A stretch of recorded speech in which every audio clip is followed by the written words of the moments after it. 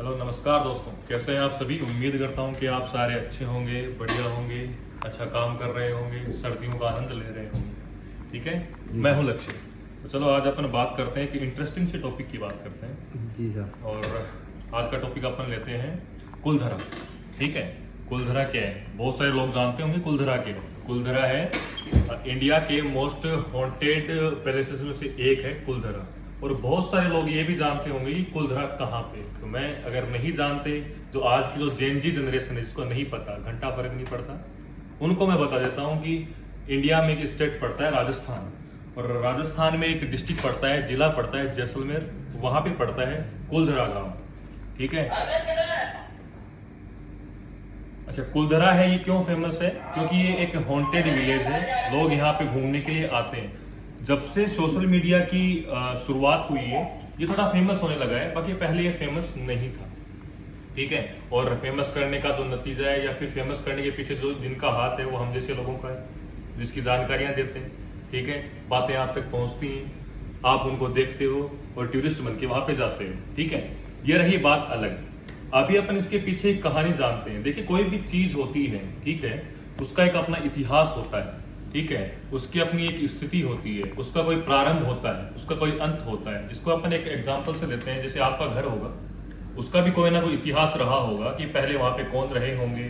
ठीक है, वो जमीन पहले किस यूज में ली जाती होगी, वहां से कौन निकला होगा, ये सारी चीजें किस में आती हैं, इतिहास में आती हैं। ठीक है, वैसे जो कुलधरा गांव है ये भी, इसका भी एक अच्छा इतिहास रहा है, बढ़िया इतिहास रहा है। ठीक है, अगर अपन बात करें तो इसके, अभी ये कुलधरा गांव है, इसकी अगर अपन बात करें तो इसके पीछे बहुत सारी कहानियां प्रचलित हैं। इसके हॉन्टेड होने के पीछे बहुत सारी कहानियां प्रचलित हैं। बहुत सारे न्यूज चैनल्स हैं वो यहाँ पे आके सर्वे करके गए हैं। बहुत सारे जो घोस्ट हंटर्स हैं वो यहाँ पे आके सर्वे करके गए। घोस्ट हंटर्स का मतलब मैं बता देता हूँ, जो ऐसे लोग होते हैं जो विज्ञान की मदद लेके, साइंस की मदद लेके जो नेगेटिव एनर्जीज हैं, ठीक है, उनका पता लगाते हैं।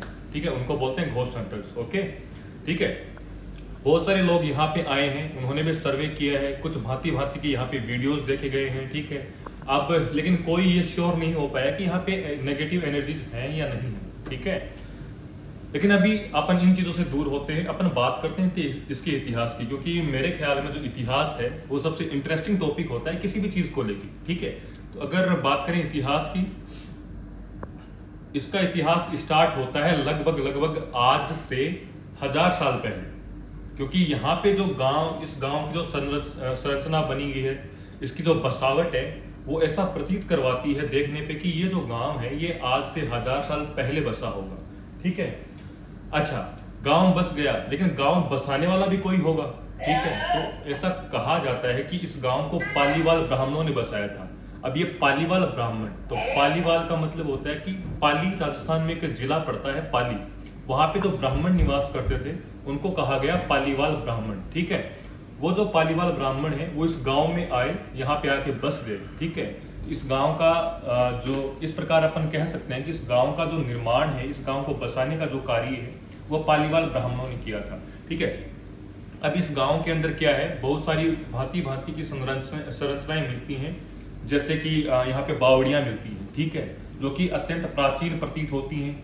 ठीक है, दिखने में अच्छी हैं, लेकिन दिखने में अच्छी बावड़ियां हैं। ठीक है, प्राचीन है। यहाँ पे कुओं की अवशेष भी मिलते हैं। तो इस प्रकार से अपन कह सकते हैं कि जैसलमेर और उसमें कुलधरा, जो कि एक रेगिस्तानी इलाका है, और रेगिस्तानी इलाके का मतलब यहाँ पे बारिश तो ना के बराबर थी, उसके बावजूद इन लोगों ने बावड़ियां और कुएं बना करके अपना जीवन यापन है उसको सुदृढ़ किया था। ठीक है, इस प्रकार अपन ये भी कह सकते हैं कि इनकी जो सोच थी वो कितनी वैज्ञानिक सोच रही होगी। इनको अपना काम निकालना आता था, जुगाड़ू लोग थे। ठीक है, दूसरी बात, यहाँ पे खेती के अवशेष भी मिलते हैं, लोग यहाँ की खेती भी करते थे। अब ये भी अचंभे वाली बात है कि रेगिस्तान में खेती, तो हाँ, यहाँ पे खेती के बाकायदा अवशेष मिले हैं। लोग यहाँ पे खेती करते थे, और खेती करने के जो पानी की आवश्यकता होती थी, तो थोड़ी बहुत यहाँ पे बरसात होती थी, उसी बरसात को, उस बरसात के पानी को इकट्ठा करके बावड़ियों में, कुओं में संचित करके फिर सिंचाई करके ये खेती किया करते थे। ठीक है, आप देख सकते हैं तो कितनी वैज्ञानिक सोच इनकी रही होगी। दूसरी बात, ये जो खेती करते थे उस खेती को कहा जाता था खड़ीन। ठीक है, खड़ीन खेती का मतलब है कोई तालाब बनाया, ठीक है, बड़ा तालाब बना है, वहां पे बारिश हुई, पानी इकट्ठा हुआ और वो पानी सूख गया। इसके बाद क्या होता है, रेगिस्तानी जो भूमि होती है उसकी एक विशेषता होती है, अगर पानी इकट्ठा होकर सूख गया तो सूखा हुआ पानी है वो उस जमीन को खेती